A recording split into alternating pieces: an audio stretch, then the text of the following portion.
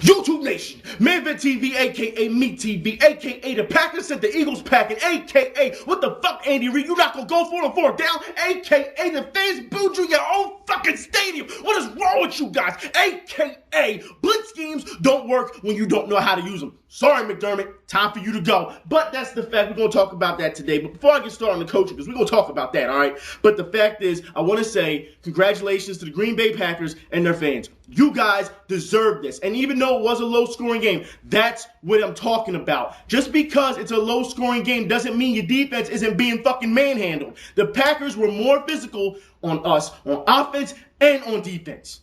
Okay? That's what it came down to. They set the tone. And that's what it comes down to. It's about giving up yards, not just points. All right? They made us look bad. And the fact is, we should be ashamed of ourselves. We have Coleman, I don't understand, on defense.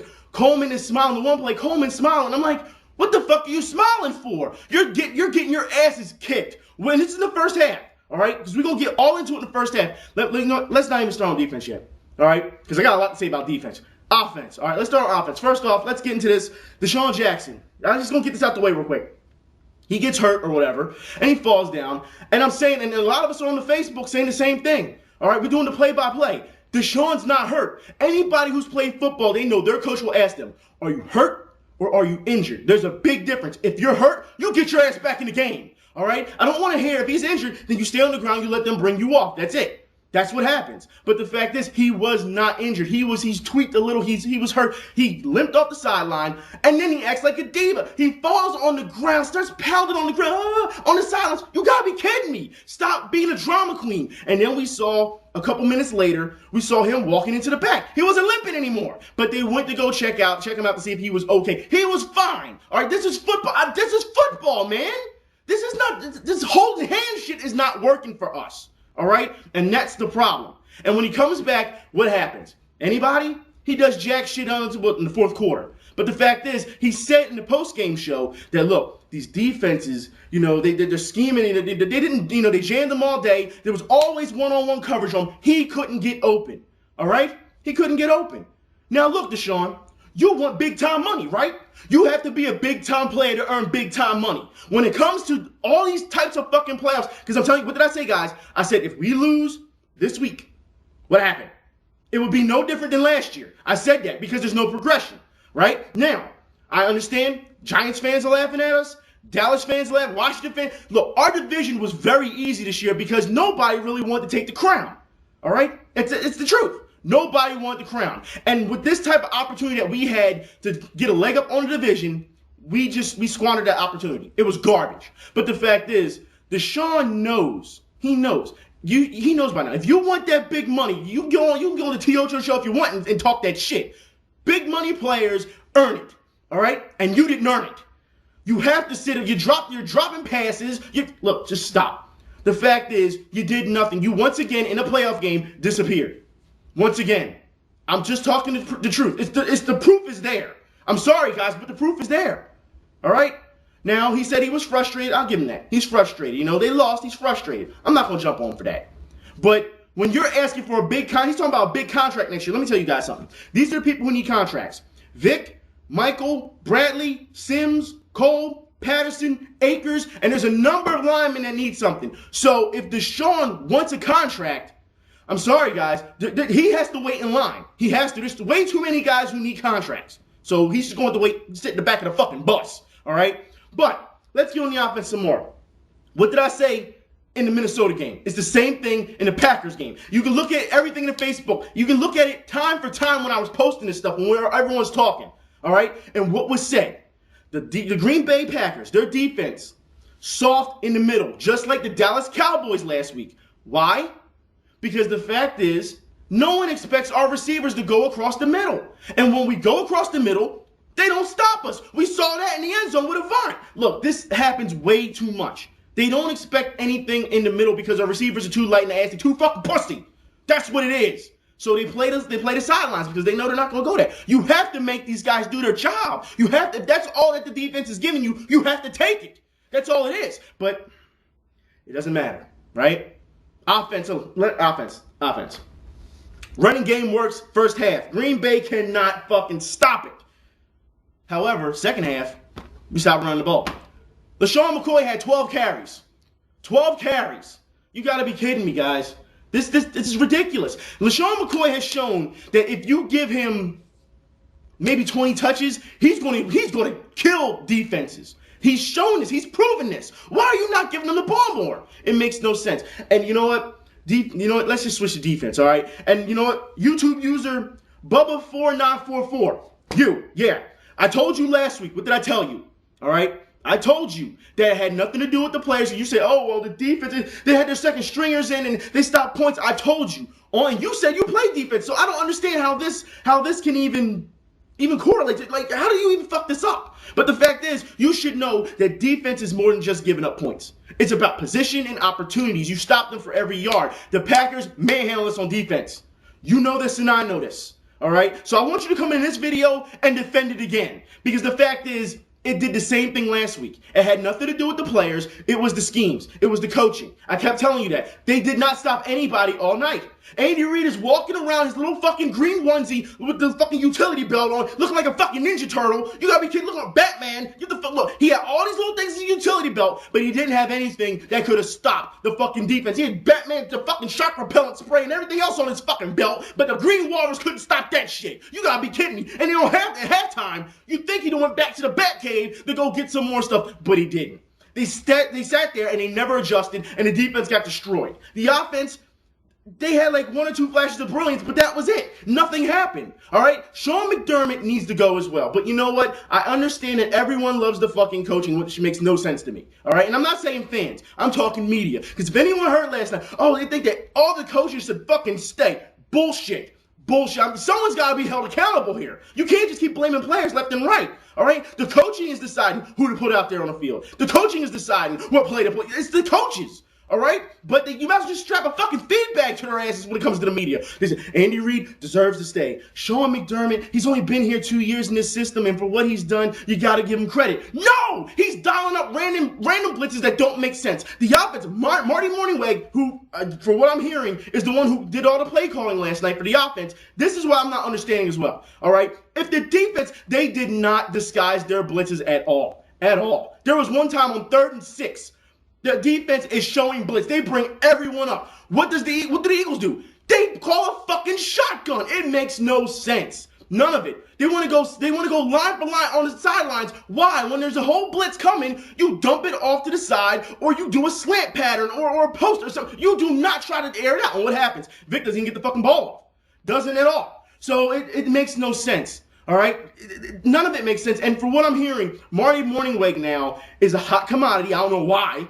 But he's a hot commodity, and Cleveland Brown fans, he's supposed to be coming to Cleveland to do the head coaching job. He's interviewing for it. So good luck with that if you get him. All right, but the fact is that this is just, it's a joke, man.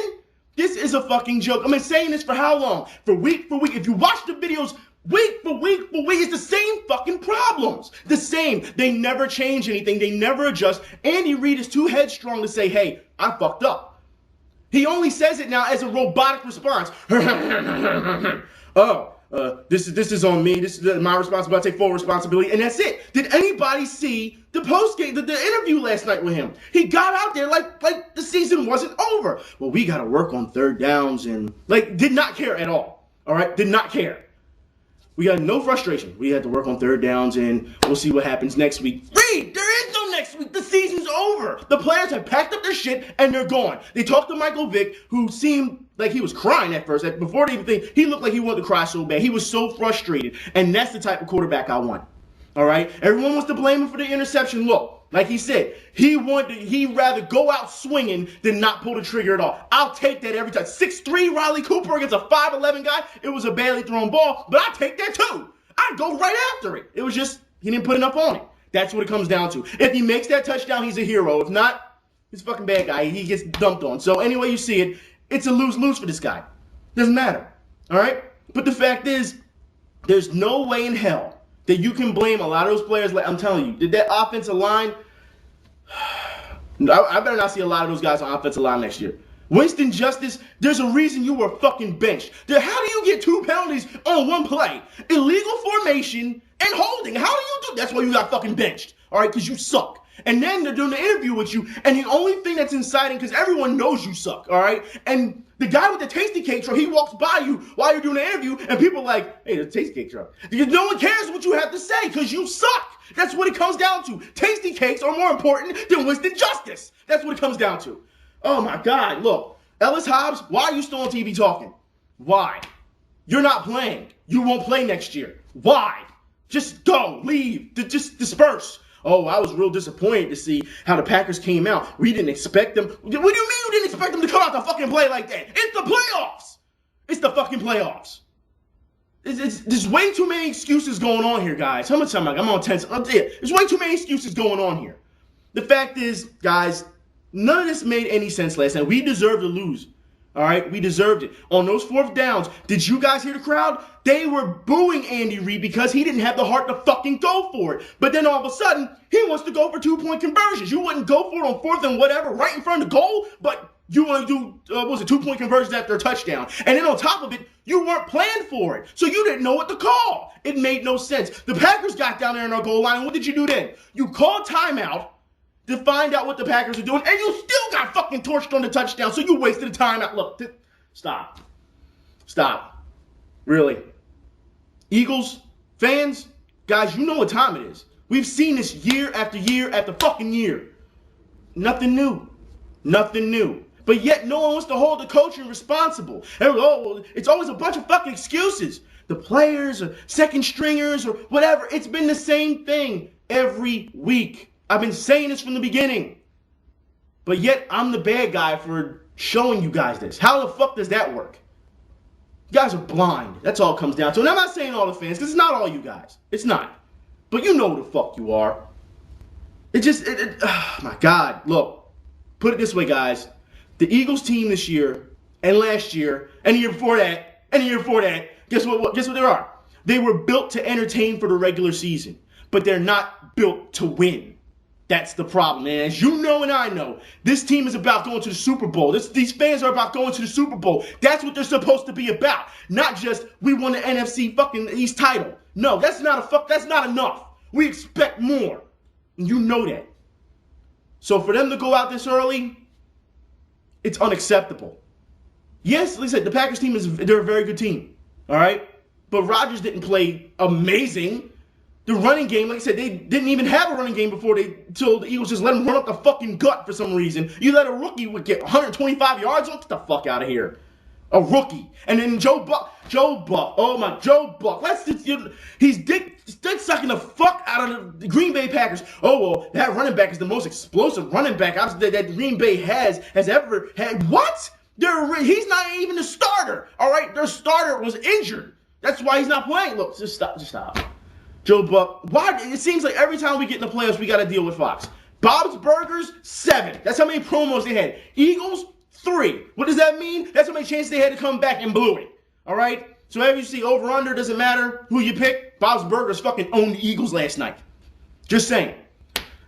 Guys, it's been a hell of a roller coaster season, but as you know, if you're about winning, this was bullshit. Sorry. But it was bullshit. There's a lot I need to get back into, but you know what? I'm at 13 minutes. There's just too much to talk about. So maybe I'll do another one. Maybe. But the fact is, get ready for the fly season. Look at it this way. We got 30-plus days before our aces start warming up. Just keep it moving, guys. Just keep it moving. All right? Fact is, Dallas fans and Giants fans have every right to laugh at us. They do. And no one expected us to win but us. Everyone picked the fucking Packers, and like I said, I'm not going to blame Akers. No. If Andy Reid had some fucking heart, we'd have probably won that game. And that's what it's about. What did I tell you guys before? You don't back a team that don't show any heart. That's all it comes down to. We're known for fighters. He's a fucking pussy. He's the biggest choke artist. And I'm talking past him as Mitch Williams. He's the biggest fucking choke artist in Philadelphia. I'll talk to y'all later. Y'all be safe, man. I'm out.